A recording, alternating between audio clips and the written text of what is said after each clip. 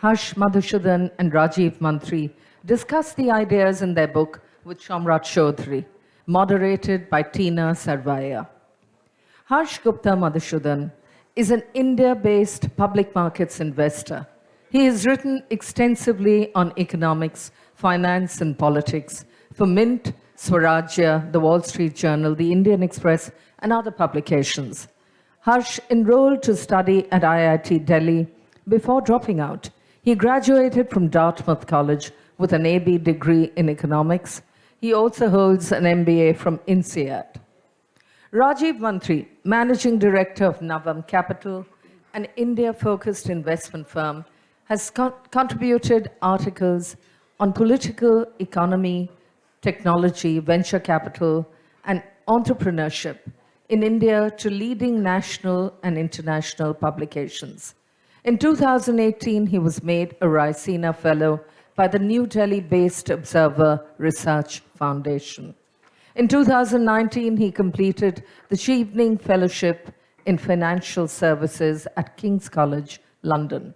Rajiv is co founder of the India Enterprise Council, a public policy think tank. Welcome to Whose Country Is It Anyway? A new idea of India.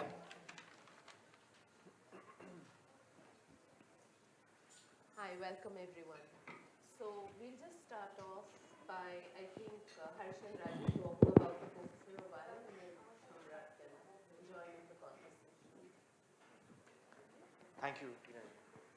So, it is interesting. We are at the site of what used to be Macaulay's home, and we're going to be talking about our book today, which goes into some of the themes around uh, uh, colonization, India as a civilization, and India's evolution over the last several decades, and we would even trace back before that into why India is actually not really a new nation but a very old civilization, what we call uh, Prachin Sanskriti and Sabhyata, ancient culture and ancient civilization. So the main theme of our book is in the subtitle of the book. So if you read the subtitle, it says individual rights in a civilizational state. So the key part, one of the key parts of that is obviously the phrase individual rights. And individual rights applies not just in society, in the sense that we should see individuals in a nation, we should see individuals in a society as not members of a group, but as their own kind of identities. And historically in India, we have always boxed individuals into group identities. So we tend to say, and actually the state tends to say more perniciously, the state tends to insist that this person is this and this person is that, and policies are made around those identities and group labels. But our case is that individuals are kind of best seen as themselves, as an atomic unit and not members of a group alone. The second part of the facet of individual rights pertains to the economy. And in the economy, for several decades in India, we had a socialist approach where the government sort of took a leading role in different industries, in creating businesses, running businesses, even kind of usurping private businesses, where it deemed that certain industries should not be in private hands, and overnight those companies were taken away from the owners. So we had that kind of group level sort of tilt even in the economic sphere, and that didn't really yield results.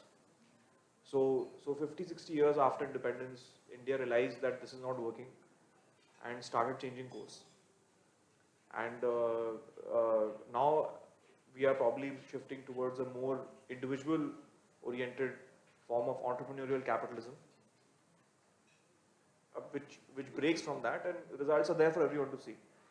So all the prosperity that we see in India, all the social mobility we see in India, is coming thanks to this break. So in a nutshell, uh, having individual rights in both society and economy is benefiting the country. And in many ways, it is not something alien to India. So Indian civilization, Indian ethos is in fact very much in consonance with individualism in both society and economy. And on that note, I'll hand over to Harsh to talk about this aspect of why sort of Indian civilization is not in conflict in any way, and these are not alien or Western ideas, as sometimes we are told. Thank you so much, Rajeev. Thank you, Tina. Thank you, Samrat, for here, and thank you to Sanjeev and the entire team at Valley of Words for having us. I hope I'm loud and eligible enough. Thank you. It's always difficult to compete with lunch for people's attention. So, on that pessimistic note, I'll start an optimistic story. See, speaking of lunch, we've all used metaphors like a melting pot or a salad bowl. Shashi Tharoor, who's actually given us a blurb while disagreeing with certain aspects, talks about an Indian thali. So, what is this Indian civilization? I think we talk about the word Dharma in a very expansive sense, beyond just religious connotations. And this is something we talk about how Nehru's views, personally, are different from a caricatured Nehruvian view today. Nehru always saw Indian civilization as one of synthesis. And so in the synthesis means that, there is a yin and a yang, there is a thesis, there is an antithesis, and there is a synthesis in the Hegelian framework. So in India, we always thought of, so long as we organically allow enough time, people would learn to not just coexist and tolerate each other, but respect each other. And what we say is that the Indian state, post-independence, in some ways, has actually stopped that from happening organically. For example, we have laws which differ by religion. We have different personal laws, we have different laws for different places of worship. Like Hindu temples are often under state control, but mosques, churches, and gurudwaras are not. Well, in the case of gurudwaras, they are under, but they have their voting mechanisms. And we basically have welfare schemes earmarked on the basis of religion. At least in the case of caste and gender, you can say that there is a pressing need for affirmative action, because caste and gender in normal circumstances cannot be changed. You are what you are born with. In the case of religion, we've kind of made it into a caste identity. We kind of made it into a birth identity. It's no longer about what you believe, what you hold to be true. So I think that natural evolution in India, because if you look at Indian history, right, the Kushans 2000 years ago were ruling large parts of North India. They actually had some Central Asian gods. There was the earlier Indo-Greek presence. We have coins. On one side, the Heraclitus, or what the Romans called Hercules, was worshipped. On the other side, it was either Vishnu or Buddha. There was a very natural, organic process. And nobody then thought of different isms. In fact, the word Hinduism is only 200 years old. We actually write in the book the word, not the concept, of course. And like all isms, it is problematic in how we box it, right? So Dharma is a much more expansive term. One example I always think of is if you go to the Japanese religious census and you say, how many people are Shinto? So 70% people raise their hands. Then you ask how many people are Buddhist? 68% people raise their hands. Already you have the sum total greater than 100%. So the idea that people cannot have two or different identities is actually a very Western Abrahamic and post-Abrahamic view. It's not an Indic or a Dharmic view. So into that sense, those boundary states, conditions, society will negotiate on its own pace. The state should not be a reason why those identities congeal. I think that's one of the main points on the first half of the book on the non-economic side, because it is in consonance with our civilizational view, which is literally about plurality, right? We speak about the Rig Veda, there are multiple parts of understanding godhood or divinity, and different people call it by different names. The other part of the book, which is in the second half on administrative and economics, we say the same idea of individual rights, individual salvation, but there is a tension with the civilizational whole, right? So the civilization is there and the individual is within that, and again there is a yin and yang. One boundary case we talk about is Kashmir, and how we quote Karl Popper there, the paradox of tolerance, and we compare Kashmir's Islamist separatist movement to the Northern Irish movement or the Scottish independence movement, and how those would be different. Because the Northern Irish and Scottish movements would be within a Western civilizational construct, whereas this is very much on the border of a civilizational conflict. But the same conflict also exists in economics. Free markets is something we require for prosperity, but the civilizational state also gives us economies of scale. And I'll give you an example on that. For example, India right now, we have Atmanirbhar Bharat. We have PLI, or production linked incentives.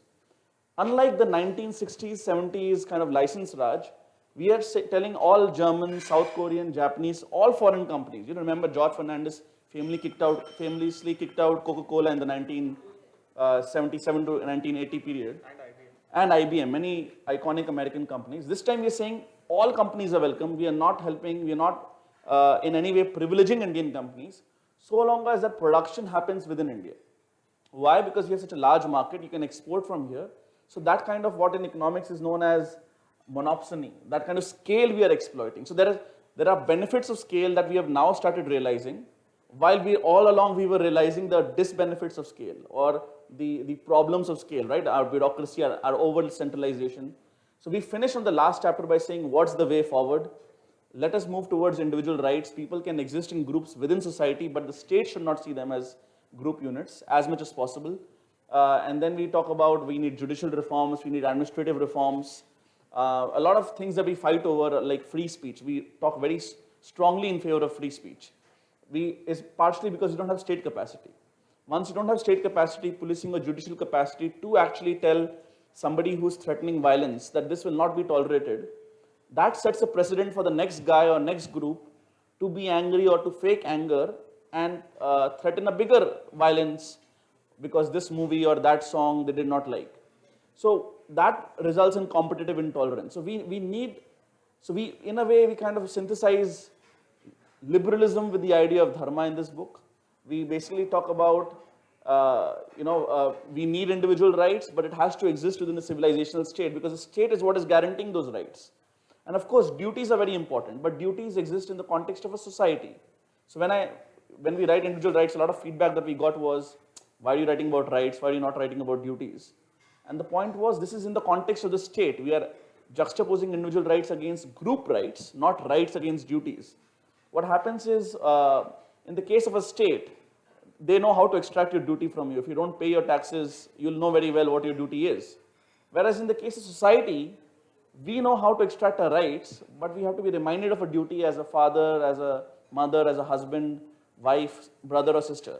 So in that context, the book is saying that we build on this 5,000-year-old civilization, but it's still a very new idea because this India is urbanizing, it's industrializing, there is a sexual revolution going on, there are intercaste marriages happening, and it's a very different India from the imagination of the 1940s and 50s. In fact, I was just reading an article that even the number of farmers that we predict that we think in our popular discourse is true, more than half of India. That's not true. That's probably exaggerated by a factor of 3.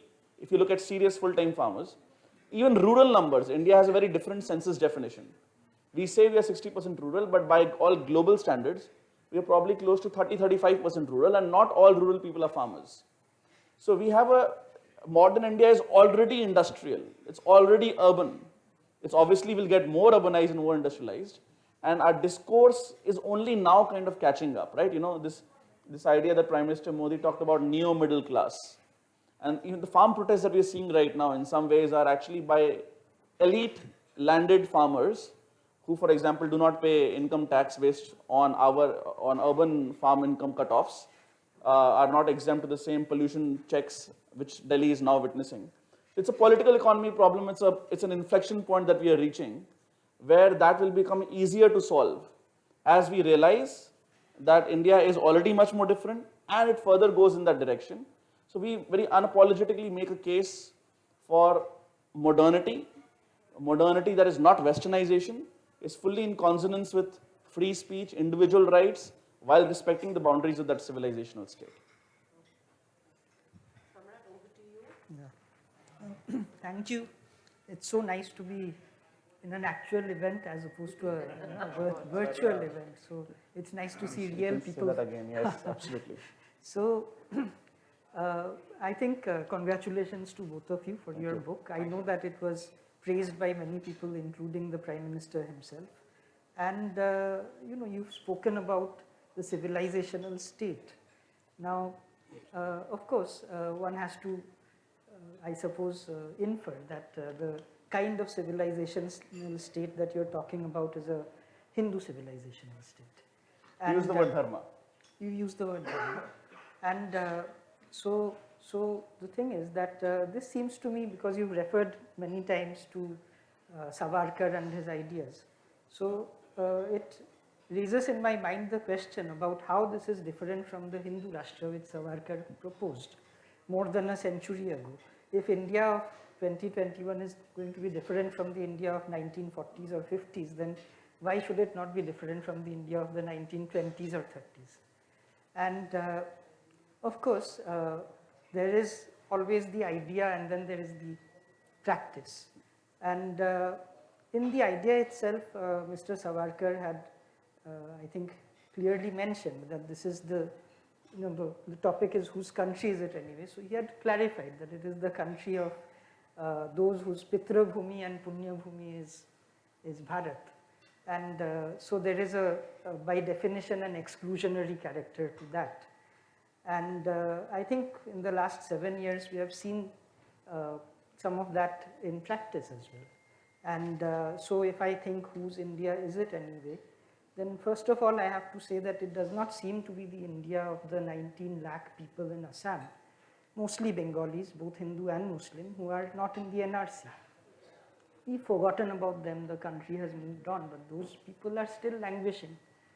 And it's probably not equally the India of, there was this video which went viral, you might have seen it, of a farmer who charged at a group of policemen in Assam and was shot down. And then there was this fellow who was jumping on his prone body. And they found that he was in the NRC. So it would seem that he was not given the due that is due to a citizen. So it was not equally his India either. And it was not equally the India of the Sikh farmers who got run over. And so on and so forth. And even, those are maybe you can say, rural people or less well-off people, but very recently we saw what happened with Mohammad Shami when he had a bad day on the field along with the rest of the cricket team. And, he was singled out. And after that, when Virat Kohli spoke up for him, even Kohli was abused. And I was a little surprised to see that Rajeev was one of the people who called for him to be sacked not only from the captaincy but from the team. If you want to talk about the cricket strategy, we can talk about that separately. I think you should stick to the book here. So the thing is, the question is, what is this idea of India which sort of seems so sort of given to reacting to anything which speaks up against religious bigotry. That is in terms of the practice of this civilizational idea. Because you can talk about a utopia, and even the Marxists had a utopian idea. Marx himself said that in Marxist or communist societies, people will hunt in the morning, fish in the afternoon, and criticize after dinner. And perhaps many of them did because they did not have anything else to do, right? But the thing is that the practice and the theory, the difference between the imagination. When you said, when you spoke about your idea, it sounded very nice. But when I'm talking now about the practice, I'm saying this is what is happening. And then you say that this is in accordance with Dharma. How can anybody... No, I have not said this is in accordance with Dharma. Please okay. Don't put words in my mouth. Please continue. Dharmic idea. I have not said any of these incidents is in accordance with Dharma. Please don't put words in my mouth. Not these incidents. That's what you spoke about. So you're talking about a dharmic imagination, right? A dharmic idea. I will respond when my time comes. So go ahead. So obviously these are not in accordance with Dharma. Yes. And anything which is not morally defensible cannot be in accordance with Dharma. Absolutely. Right? So and why is all this happening? How is it that this this idea of Sanatan Dharma, now Sanatan has to be eternal. It cannot be contingent on place and time. It has to be a greater imagination than a merely local, ritualistic, taboo-driven idea. It has to be broader than that. It has to be more universal, more eternal. Now, if everything that we are seeing in practice is about rituals and taboos and things like that, then how is it in accordance with Dharma? I'll How is respond. it? I don't think everything that we're seeing is in accordance with what you just said, nor are the incidents that you are saying are representative of India. I think there are many incidents. It depends what glasses we look at. There are cases just recently in Delhi, Hindu young man was killed for marrying a Muslim woman by the relatives of the Muslim girl, and this happens quite frequently. If you wanted, you could have also said that in your opening statements, and that would also not have been in accordance with Dharma. So it is important when we speak about these extremely important individual condemnable incidents, then we must speak with a balanced take. Now, in the case of the Assam incident, you said that person is arrested by the police. Is it not? He's arrested in an Assam BJP ruled state. So it is important again to say that somebody who did wrong was appropriately prosecuted by the state, and therefore there is nothing to defend there. Now, on your point of Savarkar, so it is very important to understand that Savarkar was perhaps the most modernist speaker, modernist thinker, I would say at the level of Baba Saheb Ambedkar that we've had in India in the last 100 years or so. So the Hindu rashtra and Hindu rajya, we get into that in the book, we get into Sanatan Dharma versus, very good point you mentioned, we can talk about it also, Yuga Dharma. Sanatan Dharma has to be universal, Yuga Dharma has to be a localized version of it. Sir Savarkar mentioned very clearly that the state will be secular. Everybody will have equal rights, one person, one vote, universal adult franchise, there will be no discrimination. In fact, he went on to say that they might even have shares of cultural preservation of their heritage based on their population, etc. Ideas actually that I don't agree with. But he completely mentioned, now when you talk about so there is a rashtra which is the nation, there is a rajya which is the state, which has the constitution and the policies and the citizenship. The rashtra he defined as who is it that considers himself to be Bharatiya. He spoke about Punya Bhumi and Pitra Bhumi. He spoke about that in 1923. Is it not true that in 1947 partition happened on the basis of religion? Is it not true? Let me finish that first. Is it not true that there is a Bengal greater than Bengal we are sitting in, which is why in my childhood I always used to wonder, why is West Bengal in East India? Later on I found out there is an East Bengal, which is not in India. Similarly, there is a West Punjab, which is not in India. That West Punjab is also bigger than East Punjab. That division happened on the basis of religion. That division did not happen because of Savarkar. Savarkar was a very minor figure. India's main Hindu leader was Mahatma Gandhi. India's number 2 and number 3 Hindu leaders were Sardar Patel and Jawaharlal Nehru. They were the ones who were the Hindu voice. They were not talking about division. They were talking about unity. But division happened. Division happened because it was a ground reality between the lived reality, the way Muslim League got 90% of the votes. Yes, it was not universal adult franchise in 1946. It was only those who were educated and had property. But they overwhelmingly got the votes in 1946 elections on the basis of which partition happened. Now, it does not mean that those Indians who remain here, for example, do not have ownership of the country. If you talk about Punya Bhumi, there are so many Barelvi saints from Karnataka to Rajasthan to East Punjab to Bengal, and a lot of Indian Muslims have traditionally worshipped at those dargahs. So it is their Punya Bhumi also, if they see it that way. If you have a Wahhabi interpretation that only 1 or 2 places are Punya Bhumi, then you yourself exclude it. Similarly, there are many Catholic saints, people of Indian origin who have been beatified. If you have that as part of your Indian imagination, it is your Punya Bhumi. It depends how polycentric and organic your understanding of your religion, Abrahamic religion. Is it orthodox? Is it heterodox? Is it, it has multiple imaginations? Or is it quote unquote mainstream in a very strict manner? So I think it is important to understand that it is Abrahamic religion's orthodox interpretation, which basically says that people who do not follow this particular path of God are going to burn in hellfire forever. And that is the source of the religious tension. Not because of the rites and rituals you mentioned about Hinduism, because those are, many of them are problematic, many of them are not problematic, and those which are problematic, Hindu reformers, including Savarkar, have been going at them, against them forever. In Ratnagiri, Savarkar used to organize inter-dining between castes. he was to organize inter-caste marriages, and there were stones thrown at him, not by Muslims, not by Christians, but by Hindu orthodoxy. So it is important that we do not have a caricatured view of Veer Savarkar, Vinayak Damodar Savarkar. There were many books coming out about him right now. Now, regarding the point of Shami that you mentioned, I'll let Rajeev take on from there after this. I mean, I'm not a big cricket fan after Sachin Tendulkar and Mahendra Singh Dhoni left, but whatever little I saw, every single Indian team member got got abused, including Virat Kohli when India lost. It is just that we chose to focus on the abuse Shami got in a 1.4 billion. And Harsh, also there is the clear sort of reports have come out saying that the alleged abuse of Shami was from certain accounts from Pakistan. Let me say, even if there were some Indians, in 1.4 billion Indians, Maybe someone did it. 1.4 billion Indians, a lot of people give abuse to Virat Kohli for marrying Anushka Kohli, who is a strong woman. There is a lot of anti-feminist abuse. We did not focus on that. A lot of people abuse Virat Kohli and never understand because of the marriage he has done. That is so unfair to him and his wife.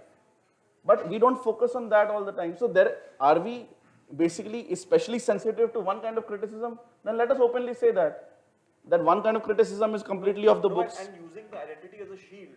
You know, if you play But badly, let me just say very correctly. Let me just say correctly that absolutely any such criticism is completely wrong. But the question is, what are you choosing to focus on? What are we choosing to reply to? That is the point. As I said, for every single incident you gave to me about that very, very wrong lynching that happened in Assam. Now, you mentioned about NRC. Can any country, the way and the methods have to be decided, but can any country allow illegal immigrants? There has to be some way of finding out, right? Joe Biden, who's a democratic progressive president, is turning away hundreds of thousands of people at the US-Mexico border as we speak. He's not from the right wing. He's not Donald J. Trump. Kamala Harris actually gave a speech. So if any country has the right, first and foremost, to decide who are citizens and who are not citizens. But it must be done in a humane manner. And that is something that the judiciary has to take cognizance of. And it's a point of fair political debate that what is being done, the 1.9 lakh people, mostly Bengalis. 19 lakh. Sorry, 1.9 million people, Bengalis, mostly Bengalis in Assam, Hindus and Muslims. I think it is a deeply problematic issue, but what is the alternative? This, by the way, was not done by the BJP government. This has been pushed by Gogoi, Assam Accord and Chief Justice Gogoi, then Chief Justice Gogoi, from many, many years ago. The original NRC was done under UPA, you know, so this is not something that we should make about a partisan thing. However, since you brought up NRC, I want to conclude before giving it to Rajeev and then you can respond with your permission, ma'am, is that we have to understand NRC must be done in a humane manner. Right now, there is no plan of NRC. Therefore, we should not assume that citizens will have to prove their citizenship, as people are saying. And I agree that is wrong. People who are living here for a long time who do not have documents, the burden of proof should not entirely be on them. I fully agree with you from a humanitarian point of view.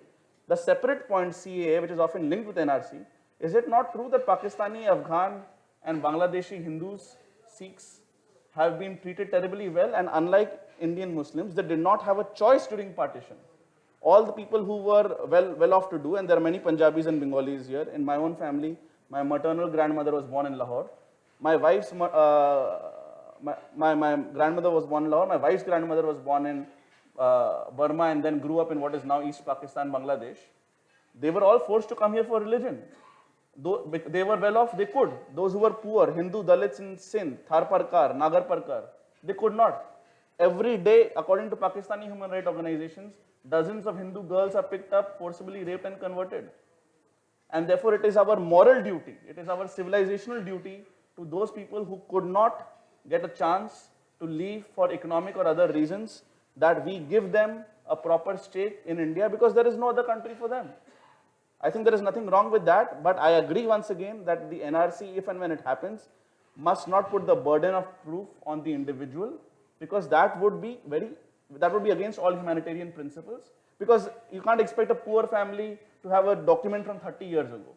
So while agreeing in principle with both CA and NRC, I want to see the execution, if it happens, on a completely humanitarian basis. I hope that answers some of your points. Rajeev and then... No, one of the, great rhetorical tricks is always, if I tell you that, 125 or 110 crore people have got the Aadhaar, So somebody will go and find that one person who's not being able to get Aadhaar registered, and then portray them as the, example that Aadhaar has failed.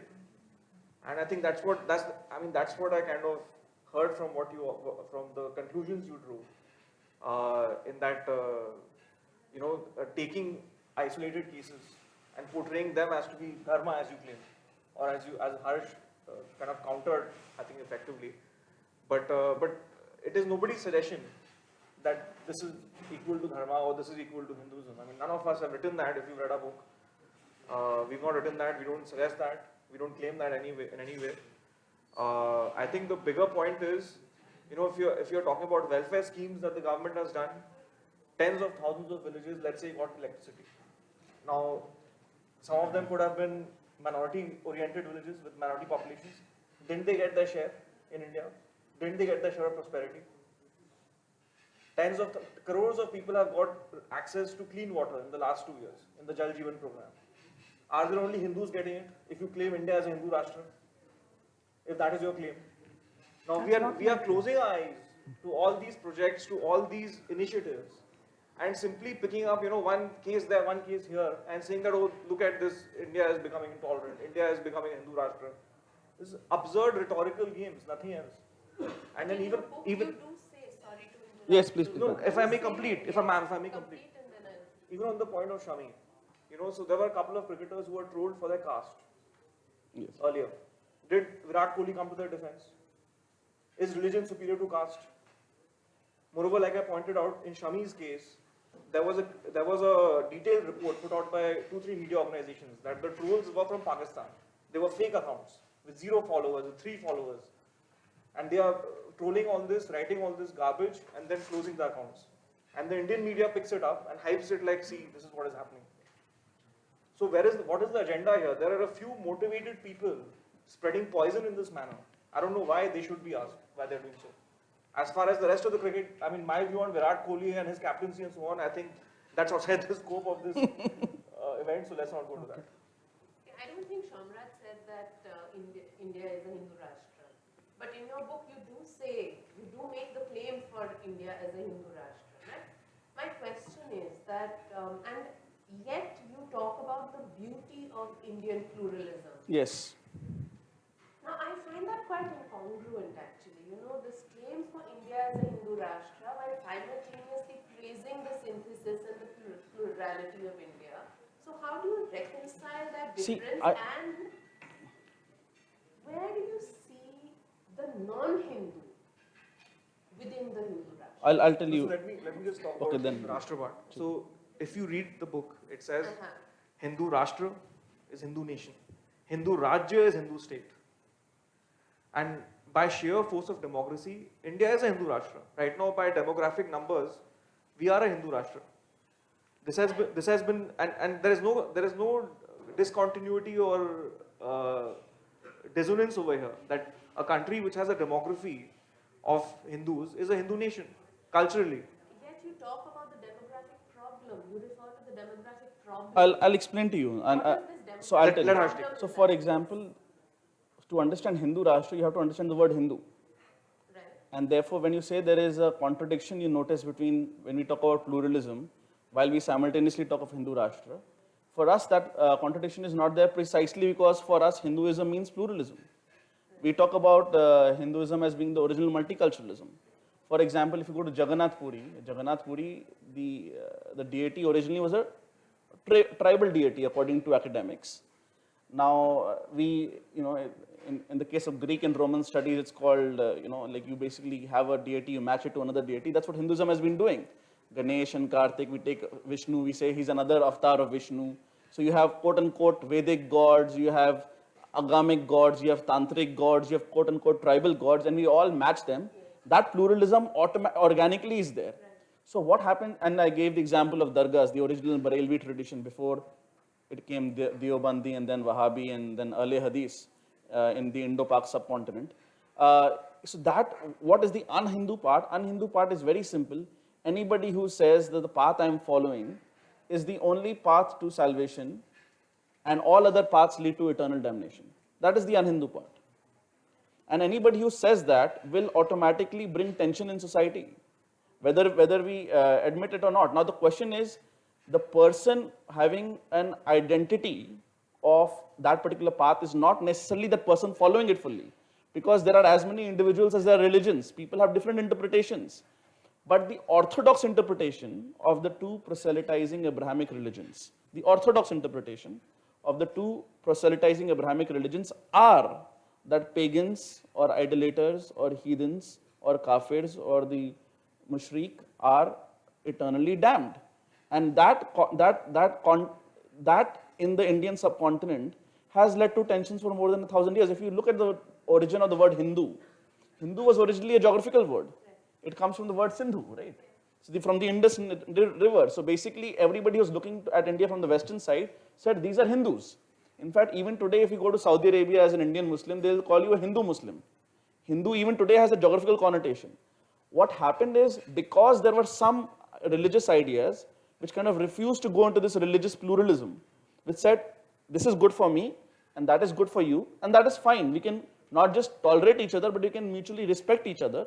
Once that compact broke down, the word Hinduism that we are using for the last 200 years is basically a negative definition in that sense. All Indians who were not Christians and Muslims were originally defined to be Hindus.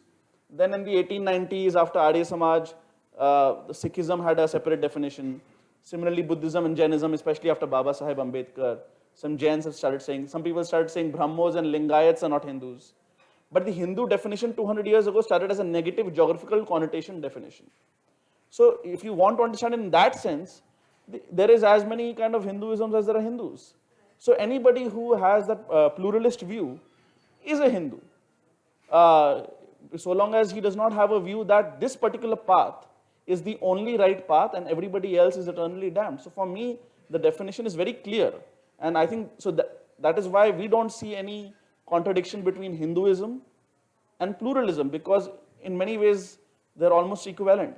Okay, so you're saying this, but yet you make the claim in your book when you talk about civilization. I found Yes. your ideas about civilization very interesting, because you talk about, this synthesis, and you talk about the pluralism from a civilizational standpoint, and yet you say that there is a civilizational break, and you seem to disown the Mughal era, or let's just say the period from the 10th to the 17th centuries, and you say that is not a part of the Indian civilization, that is the legacy of Pakistan. Yes. Now, how, from a historical, because Yes, you're a history teacher. From a historical point of view, how do you make that claim and how do you substantiate So that? again, the same idea, right? So the idea is, by the way, we don't say all of these. I think if you look at Jalaluddin Akbar's second half of his reign, he was a very pluralist emperor. He in fact. So how can you pick and choose? Well, to we make can history we to pick say this is a we, part of we the pick and Indian choose based civilization and we, that is the we pick and Based on choose what people did. we pick and choose based on what people did. Like Akbar's second reign was very pluralist. He removed jizya in 1564. But you can't fragment No, history like I'm answering your question. 1564, Jalaluddin Akbar removes jizya. He removes a lot of pilgrimage taxes. He in fact tries to start his own religion, which amongst Hindus only Birbal followed as far as I know, N.A. Akbari. He basically starts sun worship. All the orthodox ulema in his court hate him for that, which is why he's still hated in the Pakistani curriculum, and Aurangzeb is lionized. Whereas understandably in India the opposite is true. So similarly there are small examples in Kashmir where there was an orthodox ruler and where there were pluralist rulers. So for us, any ruler, but our understanding of Rajeev is that Akbar was more of an exception in the Mughal case, and Aurangzeb was more of an exemplar. One can argue the opposite, but it remains true that the Turco-Mughal rule, and the reason I say Turco-Mughal is because Delhi Sultanate was pre-Mughal, absolutely brought in persecution of Hindus, destruction of temples, imposition of jizya taxes. In some cases it was not applied on Brahmins, in some cases it was not applied on Brahmins as well.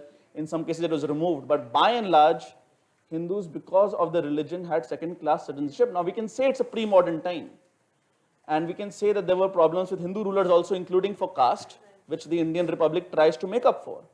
So, and which is why I don't see Kushans as not part of the Indian framework, even though they were also from Central Asian, the Yueshi tribe from China. So I think it is the ideational aspect, whereby they did not see it as a composite culture because they thought Islam as the state Sharia religion was supreme. Now when Akbar broke from it, which is why we call Akbar the Great. Aurangzeb tried to double down on that, which is why he is considered as a villain. But again, I'm coming back to this question of how do you fragment a nation's history or a civilizational history?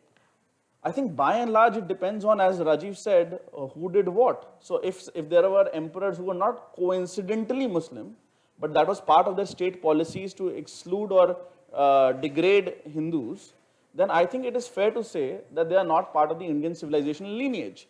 I think we make a distinction in the book between culture and civilization. Yes. And the reason we say that is, let's say I studied abroad, Rajeev studied abroad, we had many Pakistani friends.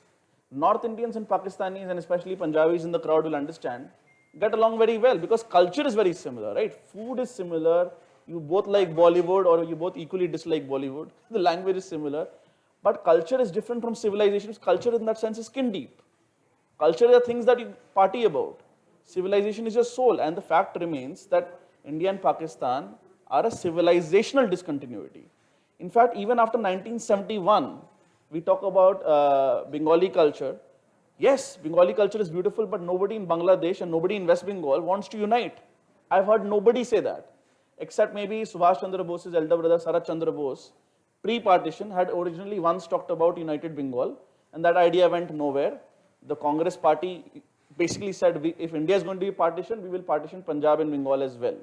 So what is the reason that Bangladesh and Bengal are not one country? Because culture is same, but civilizations are different. I think, I don't know where to begin because so much has been said. So let me start from Have you where read the book? I have. Okay. Not, I must confess, not all of it, but I have gone through it. Okay. That is better than a lot of people interviewing us, so I must congratulate you. So I think I'll start where you've left off. You know, you've talked a lot about civilizational state. And of course, it's an idea which suddenly popped into people's consciousness when Samuel Huntington wrote an essay after the Cold War. And the odd thing about this civilizational hypothesis is that it seems to have no room for geopolitics. So you talk about civilizational fault lines without accounting for geopolitical fault lines. I mean, there are so many conflicts between states, countries which allegedly belong to the same civilization. I mean, there are so many Muslim countries and they have problems with each other. You know, Iran, Saudi Arabia and Turkey have 3 different foreign policies. And even here, I mean, there are, 2 countries with Hindu majorities and India and Nepal, they don't get along well. And they are not getting along all that well at the moment.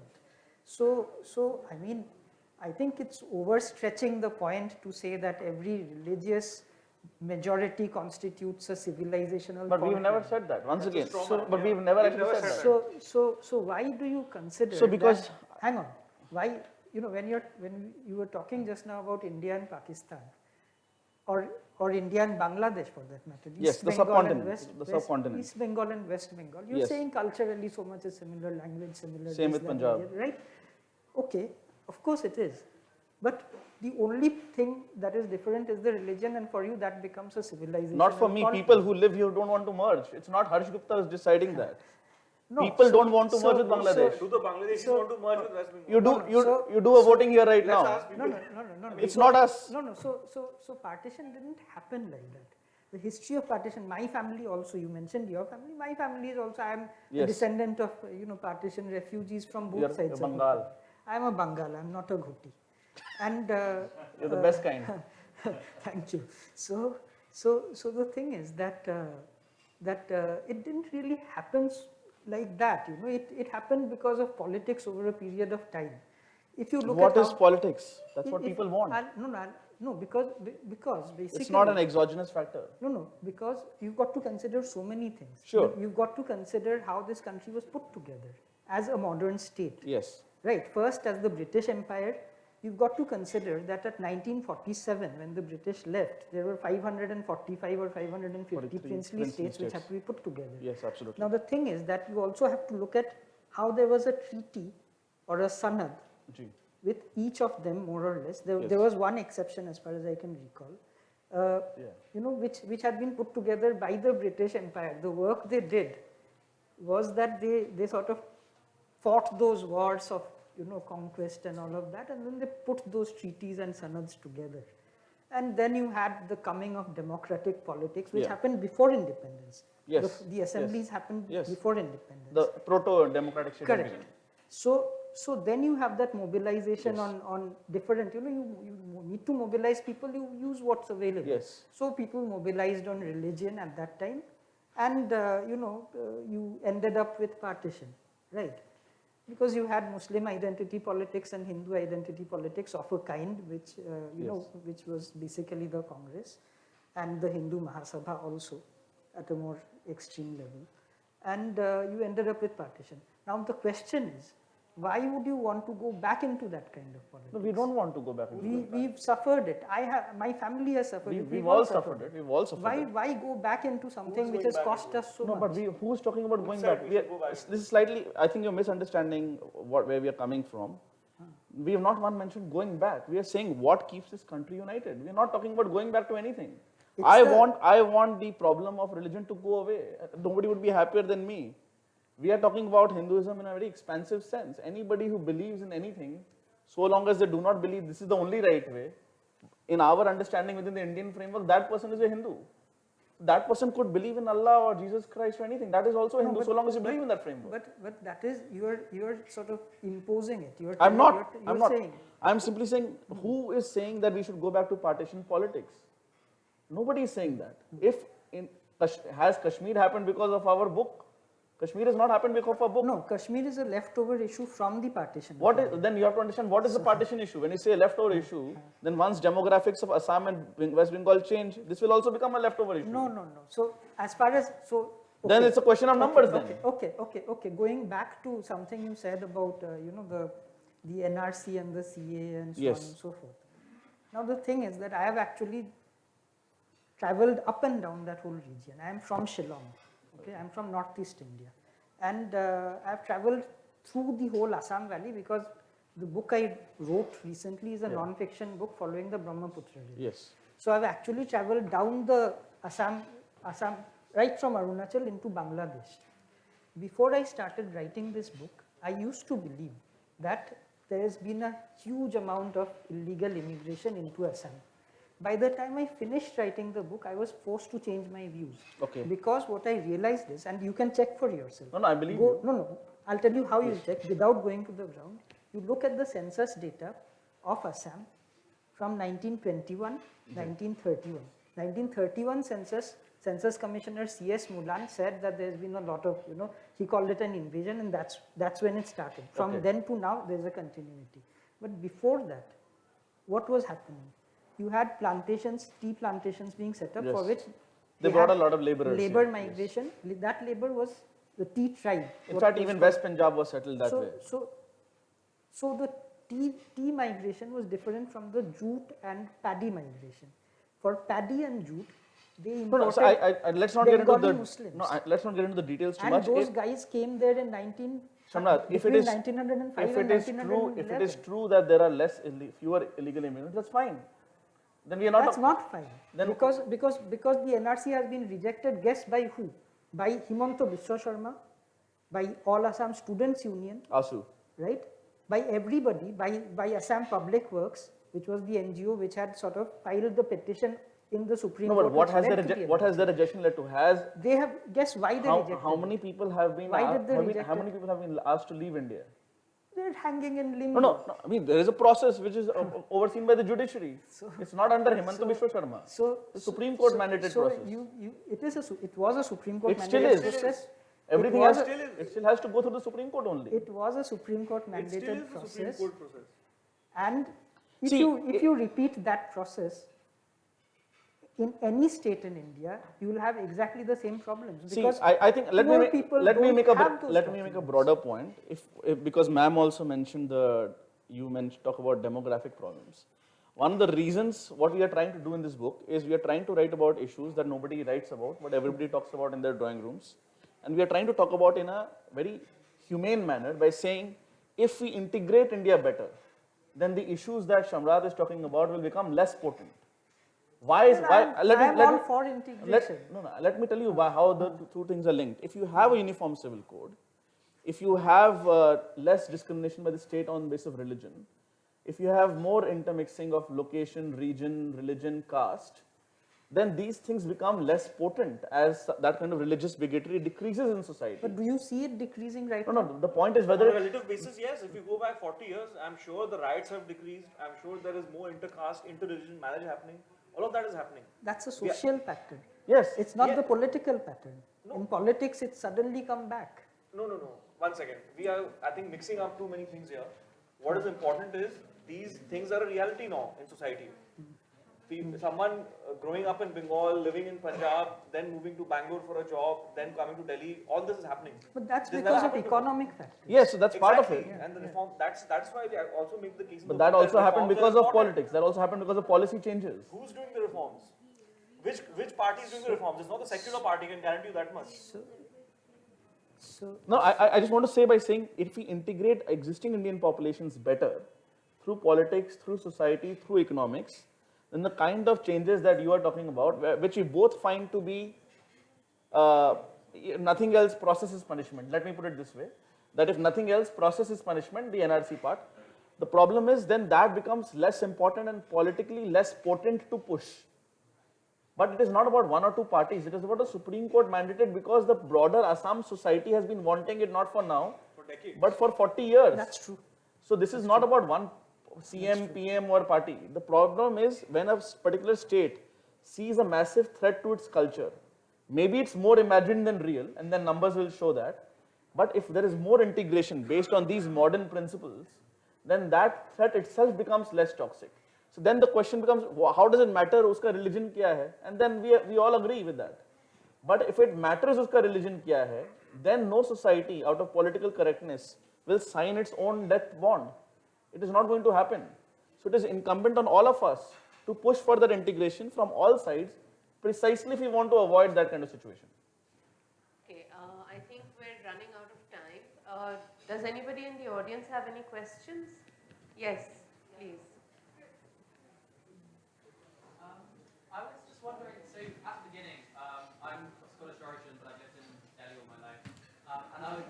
And you mentioned at the beginning, The Scottish referendum you make a comparison between Kashmir and Northern Ireland, Scotland. My family's, yeah. I was just interested if you could elaborate on that. Absolutely. So what we've written in the book, and I encourage you to buy it, shamelessly plugging my book once again, is that what happens if Scotland today or Northern Ireland secedes from the United Kingdom, 99.9% they'll join the European Union, right?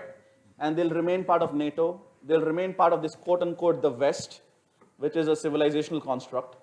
So it's not Indians or Huntington. People have been using the West before Huntington.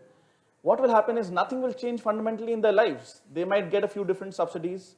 There will be no pressure on particular men or women there to convert or follow certain laws. In fact, Northern Ireland is even more interesting than Scotland, because Northern Ireland was very clearly a confessional conflict. Scotland has not been. Scotland is a different conflict. It's more of a linguistic ethno-conflict. In Northern Ireland, historically, there is a Protestant majority which does not want to be ruled by the rest of Ireland Catholic majority. But what Rajeev and I document in the book is that the very salience of religion has gone down, first of all. So in fact, in Northern Ireland and in Ireland itself, gay rights have improved, abortion rights have improved. Therefore, the understanding of religion is less important. There was a gay, half Indian origin prime minister or whatever they call it in Ireland. Taoish is the word, I think, for Ireland.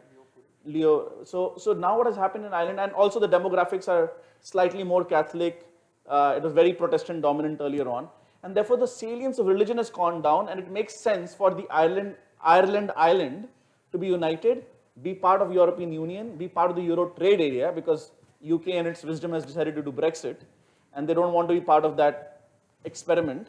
So, but in the case of Jammu and Kashmir, where cinema halls have been banned, where Dalits did not get right to vote, West Punjabi refugees for 70 years did not get right to vote, only Dalits were forced to be cleaners of literally shit. By the way, in Pakistan, you have advertisements right now that only non-Muslims can apply for the position of cleaning shit. The same mentality existed in the Kashmir Valley. There is a clear discrimination not just against Hindus, Sikhs and Buddhists, but against Shia Muslims also. and of course LGBT rights. So they are complete, for Kashmir to go from India to Pakistan is not the same as Northern Ireland going from UK to European Union. The latter we see as an intra-civilizational rearrangement, the way Telangana state was created out of Andhra Pradesh in India, the way Uttaranchal was created out of Uttar Pradesh, Chhattisgarh was created out of Madhya Pradesh, and Jharkhand out of Bihar. So that is, we see that rearranging of chairs, which is why beyond the point tensions don't rise too much about the Northern Irish and Scottish issue. People laugh about it in pubs and bars. Occasionally in Spain they have some fighting on Catalonia area. In Quebec they had a referendum in Canada once, Quebecois, and if they had gone separate, they had gone separate, because nothing fundamentally changes. But everything fundamentally changes in the present context if Kashmir leaves the secular Republic of India and goes to the Islamic Republic of Pakistan. And we have to underline that as that, because that is the reality. There's one question from Chris. Hello? Am I audible? Yes. Well, thank you very much. I listened quite intently to the virile discussion 2 against 1. I can't see who's speaking, sorry. Yes, I'm speaking Oh, here hi, from sir. here. Now, it wasn't very clear to me to what extent that had relevance to the book. And I must say also that as a qualification, I haven't read the book. But I'd like to ask Harsh and Rajeev about your references to the present government edging towards, in homeopathic doses, towards free market. Now, does your book deal at all with the question of, does your book deal at all with the question of equality in this country? Or is it a movement actually towards creating greater inequality in an already unequal society? And that is something which is going to concern us greatly with the Prime Minister's comments at Glasgow on his movements towards a so-called green energy. Thank you, sir, for that question. No, absolutely, we deal with the economic question in the book, and at length we have addressed, in fact, how economic reforms, liberalization actually creates space for more social liberty and social sort of choice, as well as mobility, importantly. I think the test for any sort of liberalization project has to be ultimately, is our society becoming more socially mobile? Socio-economically mobile. Socio-economically mobile, where let's say there's a driver somewhere today. Can their children, can the driver's children, get jobs in the software industry, in some other growing sector? Are they getting access to health, education, and so on? Essentially, in a nutshell, is their life very different from the life of their forefathers and ancestors? And I think unequivocally that is happening in India today. We are seeing growth happening. We are seeing new kinds of jobs being created by the technology industries, where a lot of people who would otherwise be stuck in these low-level, entry-level service jobs are moving up the ladder. And there is a lot of migration happening in the country around that, where someone from, I was just talking to a school friend of mine who I met here, and we were discussing how almost nobody from our class is in Calcutta. Now we have to question why that is so. It is because the city has been struggling economically, while the rest of the country has moving forward. And a lot of people from the region are actually migrating out, and thus that mix of getting better jobs, having savings, investing, creating wealth, that is really happening in a serious manner in the country, which I would argue has never happened actually in the history of India. And besides regional equality, just to quickly add to that point, I think, funnily enough, the guy implementing Amartya Sen's development as freedom, or capabilities as freedom theory best, is actually our current Prime Minister, even though probably the two both don't agree on much. The reason is, if you think about having universal sanitation and toilets, you think of universal water access, universal electricity access, women not burning wood but literally getting gas to cook. All these basic things which in turn free up their time for education, for family time, for health, etc. This has never been done before. And the reason I think it has never been done before was because we didn't have many prime ministers who were very poor to begin with. So I think I fully agree with you that equality of opportunity, the basic starting point, broadly equal, is very important. Otherwise, no country will be able to survive with a free market ideology if it has new caste inequalities based on free markets. Harsh, are you staying here at the Bengal Club? Yes, I am. Just one request. I suggest you go back to your room, read today's Telegraph. It will tell you something about that gas that you talked about, that every woman is getting to cook on. Maybe not every, but much more than earlier. Most of them cannot even afford it at the prices they are at now. That is the ground reality. Good to hear you, Rajeev. Almost didn't hear you through the discussion. And that was Whose Country Is It Anyway? A new idea of India. Threw up a lot of arguments, which is terrific. It's intrinsic to Addas in Calcutta. Also threw up a lot of questions which remain unanswered. So I'm sure there will be another session and we're going to talk about that. So thank you so much, Harsh Gupta, Madhusudhan, Rajeev, Mantri, Samrat Choudhury, Tina Servaia, who I think had a tough time being heard. And we are going to take a 10-minute break.